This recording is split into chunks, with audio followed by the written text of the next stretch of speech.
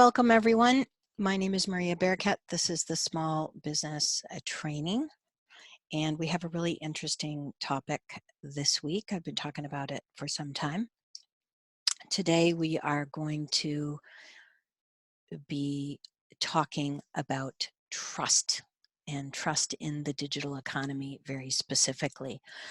This is a topic that's really near and dear to me because it's related to pretty much everything we have been tasked to do and what we're looking to do here as 2020 moves forward. So we're going to talk about competition, of course, because that's how it's related, what trust is, the tools that we need and what they are, the process, how you can bridge that trust, and then we're going to just touch a little bit on next week. So I want to start off with a question, and it's the number one question that I am asked as a small business trainer in the digital marketing field.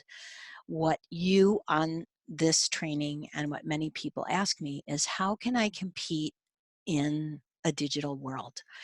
Because things are very different than they were even 5 years ago, but definitely 10 years ago and definitely 15 years ago. So for those of you who have been around and in business for a while, you know that things are different. And we're in a very crowded field and a very confusing field. And how do we do that? Well, let's return to the promise of the internet, which you all know I feel is false. We believed that the internet was going to take us from that physical yellow book to a whole array of customers that were just going to rain down upon us from all corners of the world. And in fact, it did bring a lot of customers, but what it also brought was a lot of competition. So this is a statistic from the beginning of the year. Yes, 2020 year. There's 1.7 billion websites in the world. These are what are registered out there. And that means that a good number of those are right in our own backyard. And today, customers can come from all over the world, but so can competitors. And that's what makes it really difficult to compete in that process. So, how do you compete, right? That's what we're going to talk about today. We're going to talk about this unknown, which is you. In the buyer's journey, we talk about that. How do people find you? How do they distinguish who you are among the $1.7 billion other businesses that are out there? Well, you have to become known to them. But in addition to becoming known to them, you have to bring with you trust, because they may find out about you, but then they're not going to buy from you, or they do buy from you one off. And then how do you get them coming back? It's so difficult to find new customers today that it's really critically important that we build a bridge of trust so that the people who know us and buy us and like us and trust us will recommend us and continue to buy from us so that we can continue to grow as a business. So that's really the answer to the question, is how you compete. You have to build trust. And why is trust even a problem? Well, it's been a problem for a long time. We all remember, the bad guys, the bad players in the industry, the used car salesmen around the corner who are shady characters. Well, they still exist today. In fact, now they're right inside your computer and they live there all the time. In addition to the bad players, also become our own worst efforts to try to convince people that we're the best business that's out there. And there's a mistaken belief that we need to be fancy and we need to, use very fancy words, maybe not lie blatantly, but it comes off that way. So our promises are not being kept, and that's a big problem when it comes to trust, right? This world that we live in today, the one that has really been defined by the last 15 years, is consumers realizing that what's being promised via the internet is not always what we get. And we're a little hesitant to walk to the edge to see that promise that you're making to us, because we've been burned. Every single one of us on this call has been burned. in some way via the internet and via either the bad characters or misleading words and phrases. And this is the real problem to where trust lies. It also lies in our culture. It lies in everything that permeates us, but just from a purely business standpoint, these are the problems that consumers face. And when you think about it, how we make our decisions, how we look at the world and the products and the companies that we do business with, it really does take time and it takes a strategy, which is what we've been working on, and which is why I want to get to this foundational principle of trust, because all of the digital strategies that we've been sort of foundationally laying out mean nothing if you don't understand why we're doing it. So what is it? What is trust? If we know what it isn't, but what is it, right? Well, the definition is trust is a confident relationship with the unknown. So it's very simple and easy, right? Well, do you remember way back when you made your first online purchase and it said, fill in your credit card? Do you remember that feeling that you had? Do I trust this internet? Do I trust this company? Do I trust them with this very private information? That sense, that uneasiness is what we still need to overcome. Do you remember the very first time you plugged in your GPS? Did you feel that it would work? Did you feel that it was going to take you where you needed to go? Were you worried that it was going to lead you somewhere else? So those uneasy feelings are now permeated into the most basic of decisions that we make. So even sitting down and saying, hey, do you want to go get a bite to eat? It's not the way that it used to be. It used to be, well, hey, let's try that new place up there, or I saw this. We have to feel whatever our criteria is to feel that that place is where we want to go. And less people are just walking in to businesses and walking into restaurants. And this has really been exacerbated in the last 5 years, probably on speed in the last 3. It's really gotten to the point where people feel untrustworthy about most every kind of business. So how we establish that relationship with them is very critical. So you already know that you are unknown. We've been talking about the buyer's journey, right? How do people find you? How do they know that you're going to solve their problem? So you're an unknown entity to them. So even if they come across you in some way or by word of mouth of someone, they want to know, is this business going to fix my problem or give me what it is that I need? Are they going to do what they say they're going to do? So we've all been burned by businesses that send us shoddy products or broken, or they're not giving you everything that they promised. And that is really at the core of how we feel. And then finally, are you providing consistent experiences? And that's what we're working on all throughout the year. Here is, how do you fix those problems on your website? Because those little tiny problems can wipe away months of trust that you have worked to build, because they feel like, yes, they can solve my problem. And yes, so far they've given me everything that they promised. And now I'm in here and damn, it's not working, or I can't find it, or this is confusing. And what do I do next? And why can't I understand it? These unknowns make you untrustworthy among your competitors. And so looking at the competitors who do it well, we can model that behavior, and even the smallest business can have the largest growth, even more so than some of the big box retailers and things. So it's important.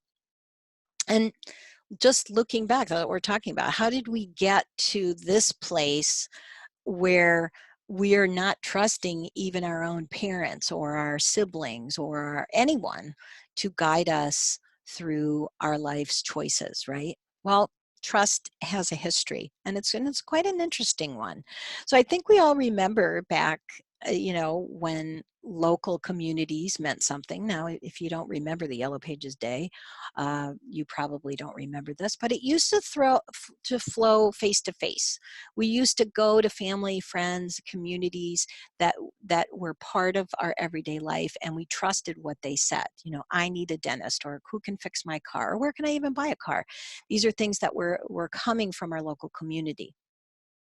In the 1960s, the world we lived in really began to change very distinctly. We began to move out of local communities, and we began to work in a hierarchical institutional system where we rose to the top, where big brands were more trustworthy than new brands because they were big and they had beautiful graphics and they felt really, like something that you could trust and put your trust into.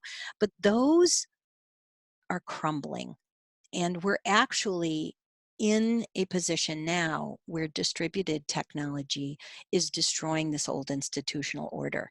And if you're operating your business where you're the boss and you're sitting at the top and all your employees and customers are the minions below you, that's part of the problem. It's part of the reason places like Toys R Us go out of business, because although they had great products and a great reputation, the way they operated their business was outdated. And so we have to think about that, because in today's world, it's my rules, right? My game, my rules.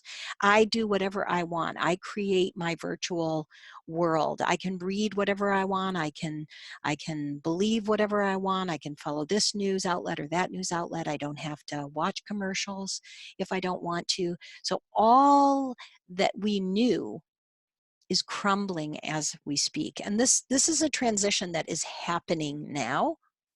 But as far as the little business person goes, it's here and you have to respond to it. You still need to understand that everything is distributed.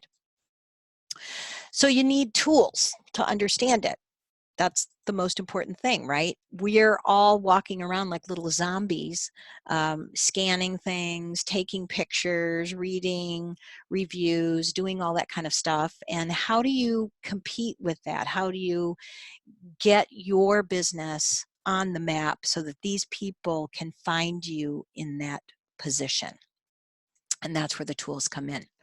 So your most critical multi-purpose tool is content. And it can't just be any old content. It has to be awesome content. So there's a few principles that we've been talking about, these too. What you write, what you post, what you give, what you offer has to be relevant. It has to be current. It has to be something that people today want to know about.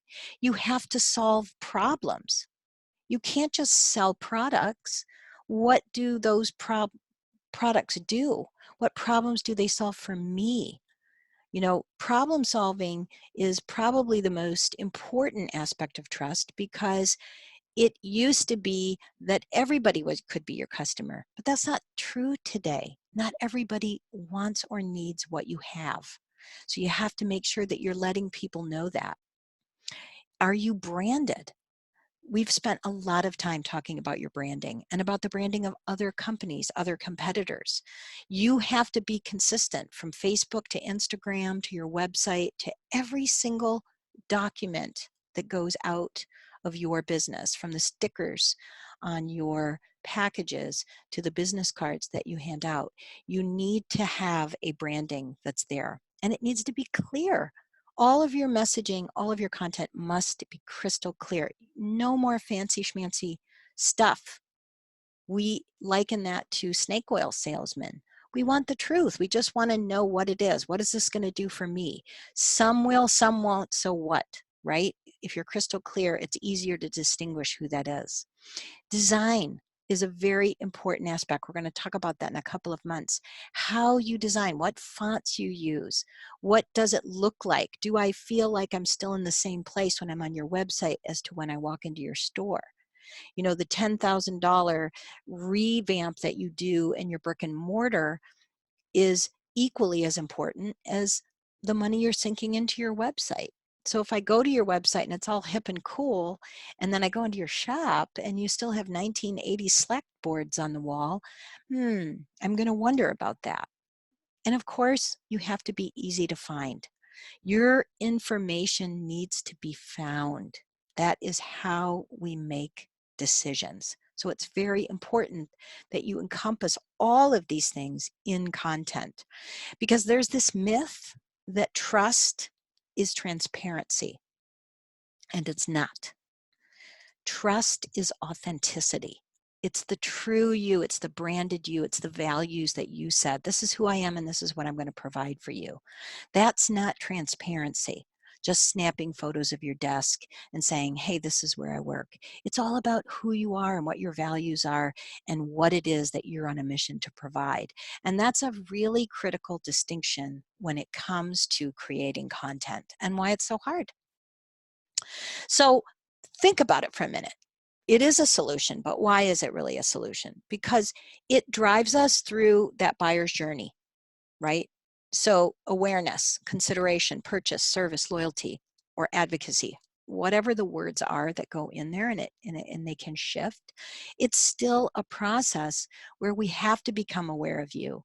And then you have to give us the information we need to make those decisions, to consider you from the other people who already have that information. And then when we buy, even that's not certain, because as I'm getting on your website and something happens, I may back out and I may go to the next guy. And then the sale doesn't stop. A lot of buyers' journeys end right here at purchase. That's the worst mistake that you can make. It's what Macy's is doing now. They're getting them in there.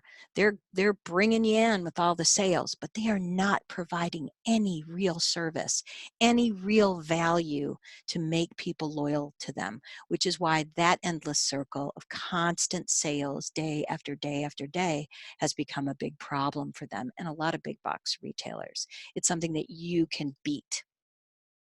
It drives consumers.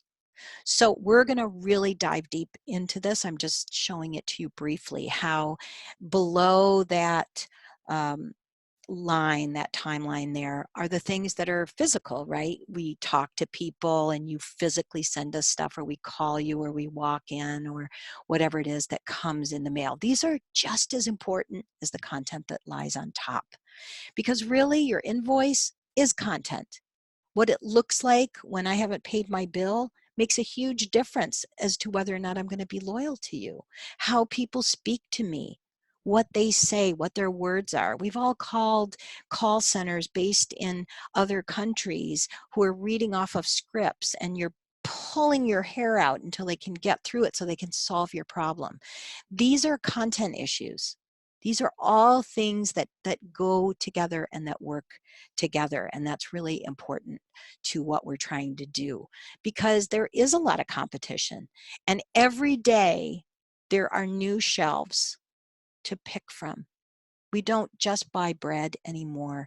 We get gluten-free, egg-free, sesame seed-free bread in, organic or natural wrappings, whatever. It's hard. It's really hard to go through that process to decide, to become aware of who you are and to make a decision to be your customer, because we want you to solve that problem. We want you to educate us and show us that you're the solution to my problem. And then when we buy it, we want value, right? It doesn't have to be the cheapest thing on the shelf, but it has to solve my problem. Remember, my rules. And so we really look to that when we make that purchasing decision. And then the experience that you're giving, how you're communicating to us, to make us loyal, so that we can turn around and promote you and be loyal to you. Because in a digital world, this is the only way. And the only way that this slides along that process is through content. And that content makes you a thought leader. So we talked about being a thought leader, and it was confusing to a lot of people. I don't want to be a thought leader. I just want to sell my widgets, right? But sharing content makes you a thought leader. So what you share, when you put that kind of importance on it, when you tell people the way it is, when you show them what makes you different, that separates you from the pack, because not everybody wants to be that way. Everyone's too busy worrying about Amazon and how they're affecting their business. Well, Amazon is not your competitor. Not at all. Other thought leaders are your competitors. So here's a few statistics from the Edelman Trust Barometer, and this is fairly new. It comes out annually. 58% of decision makers say they chose a business through their thought leadership content. So thought leadership is just your blogs and your articles, maybe a post that they read. It's not necessarily you on CNN. It's you and your thoughts and the resources and the tools that you're giving consumers to make those decisions is what helps you to do that. So you have to step back and think about it. I asked you all to think about it last week. What makes you a thought leader, right? An expertise. All of you that have brick and mortar businesses that sell products are experts. You know what it is that you do. Maybe you're a framer. Maybe you're a dentist. Maybe you're an antiques dealer. It doesn't matter what you do. What matters is that you believe and know that you are an expert in that field and that you're involved in it and updated on it. There's nothing worse than going into a doctor and having the doctor prescribe an outdated medicine or process, right? We want them to be current. We want them to know that things have changed from yesterday and today. And so it's really important. And those are the things that we look at. You have a clearly identified point of view. So this is all of that branding work that goes into it. Who are you? What do you stand for? What is it that you want to do? You cannot be all things to all people. And there are more than enough people in the world to make you a successful business person if you clearly identify that. And you're offering the credible material. So this is the content that you're delivering. And are you delivering it consistently? Are you meeting all of those criteria that make it important to me? And do you have a supportive following? And I use the word supportive very intentionally because people will come to me thinking that I have fairy dust and that I'm going to give them 1,000 fans overnight. But what is the purpose of 1,000 fans if you don't really have all of the other things there? Supportive means engaged. It means they're listening to you. They're sharing what you have. They're commenting on it. They're contributing to what you do. They're offering you reviews and they're there. So better to have a smaller group of engaged and supportive followers and customers than it is to have a lot of followers who just drop off at the drop of a hat. In order to survive in a digital world, you have to really know who you are, and you have to be a thought leader because it has value. It has value on that bridge to trust, right? 61% of decision makers say they are more willing to pay a premium price to work with a brand that articulates a clear vision through thought leadership. We want to support businesses that are like us. We don't want that big box brand anymore. We don't want the institutional ladder that told us what we should know and what we do. We lost all that trust. We don't trust the studies and the governments, all of these things that are there. They're not looking out for us. They're just trying to get reelected or get more money or sell products.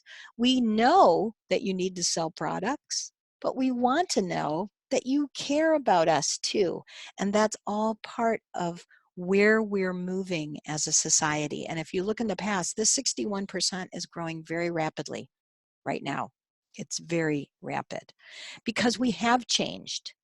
We don't live in the yellow pages. We don't live in a society where the guy at the top tells us what to do. We are breaking away from that process. Nielsen reported that 92% of people trust recommendations from individuals, even if they don't know them, and over big brands. This is a really powerful number because that means that anyone can compete, that it's not just the big guys. Amazon is a powerful force, But that doesn't mean they're going to hold on to that. They know who their customer is and what they're trying to do. You need to do that too. And you need to build that bridge. So data is the bridge, right? Data, articles, things that you read, the posts that you make, the emails that you send, even your invoices, your business cards, anything that's out there is what builds that trust. 77% of people consider social networking sites somewhat to extremely important to maintaining social relationships. So you need to be where they are, not where you're most comfortable. So just because you don't like Instagram doesn't mean you shouldn't be there, because your customers are there. 49% of people are always connected no matter where they are, right? So really, 49% of all demographics, and I'm sure more and younger are more. 58% expect the companies they frequent to provide personalized products and services based on their needs and preferences. This is probably the biggest problem that small businesses face, because it costs money to have that technology that automatically shoots off a thank you email. That little bit of technology is the personalization aspect. But when I walk in your store, do you know who I am? Do your employees know who I am? Especially if you're a small business, it's not hard to keep track of the people who do business with you. It's important. 65% are concerned about how and where their personal data is stored. So the whole technology security issue is just a reminder that you need to pay attention to that, and you need to let people know what you do with their data, because that is transparency. Transparency is, hey, we're going to take your data, but we're not going to tell you what we're going to do with it, right? That's where the honesty part comes in. It's very important.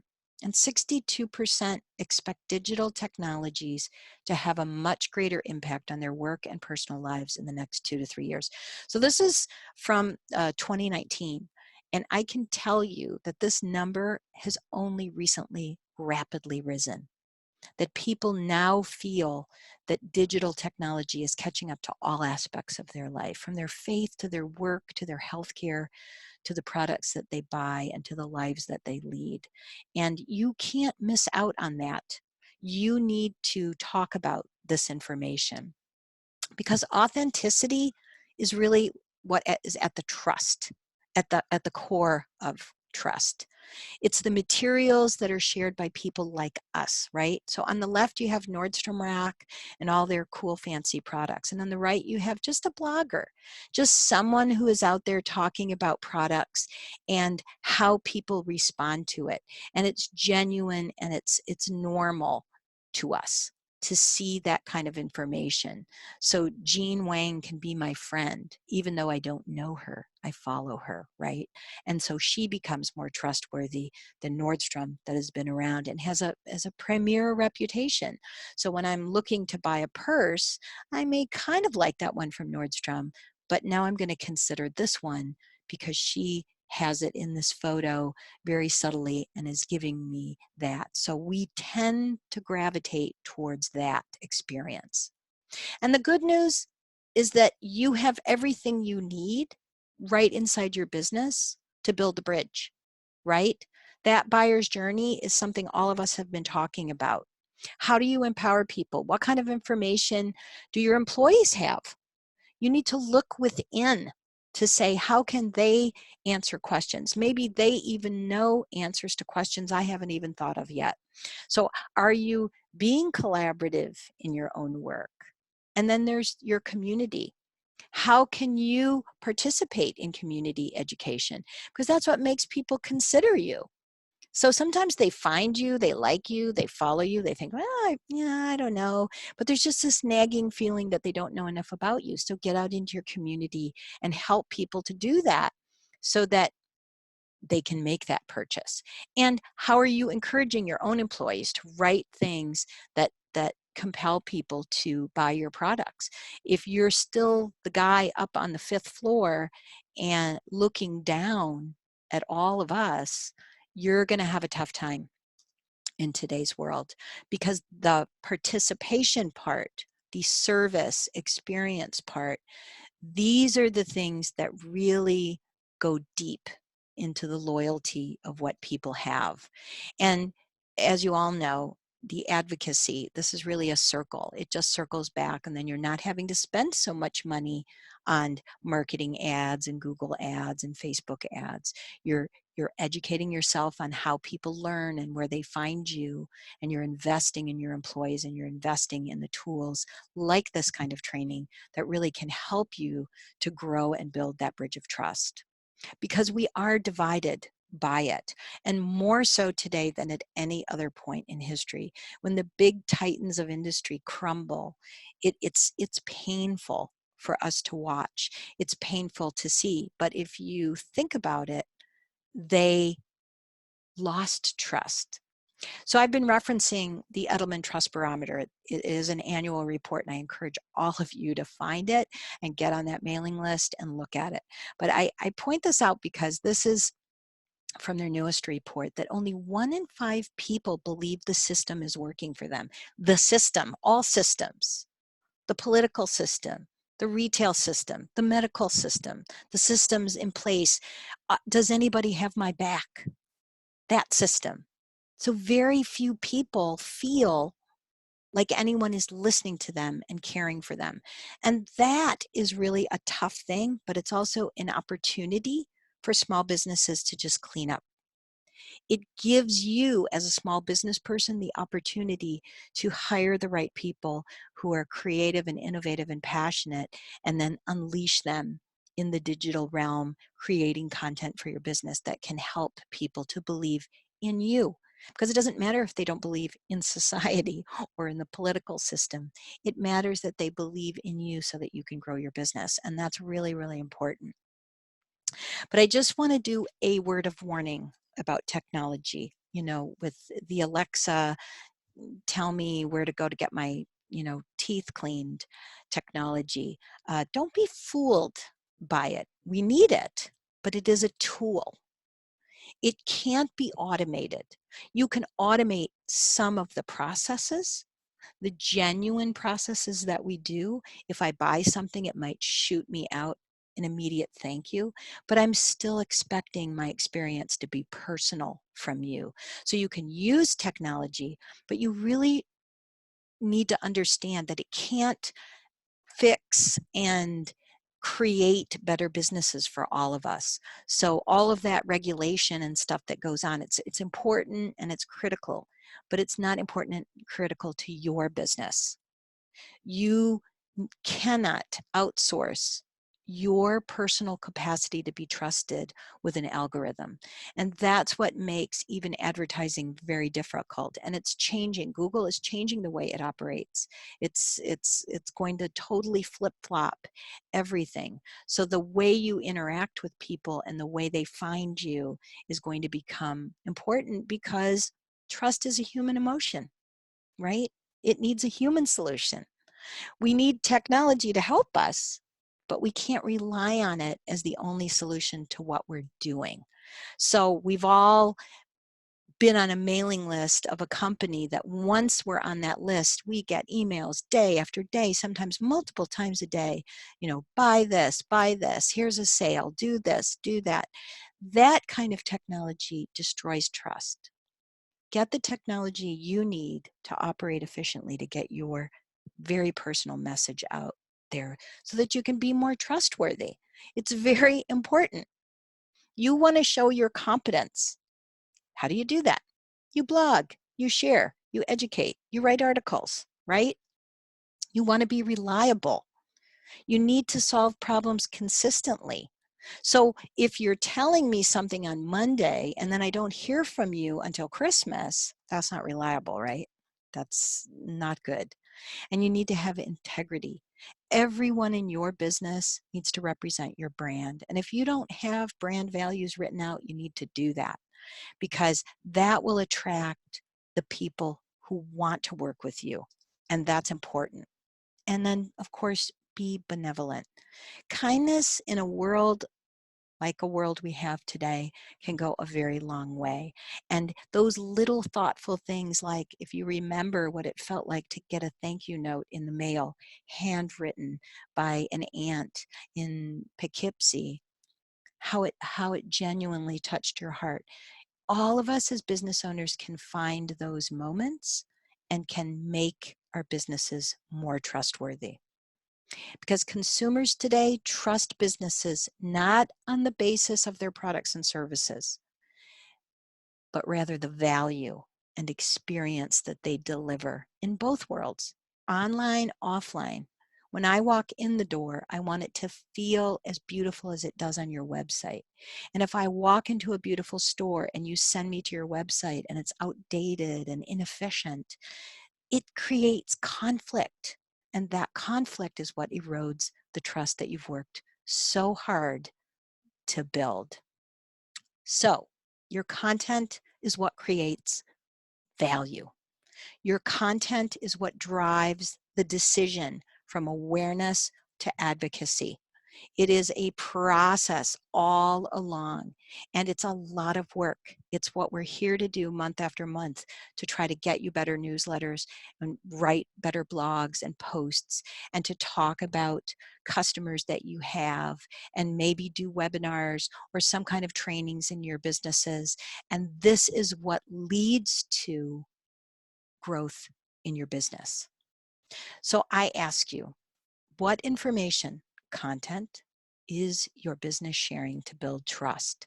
And this is what we're going to focus on pretty much the rest of the year.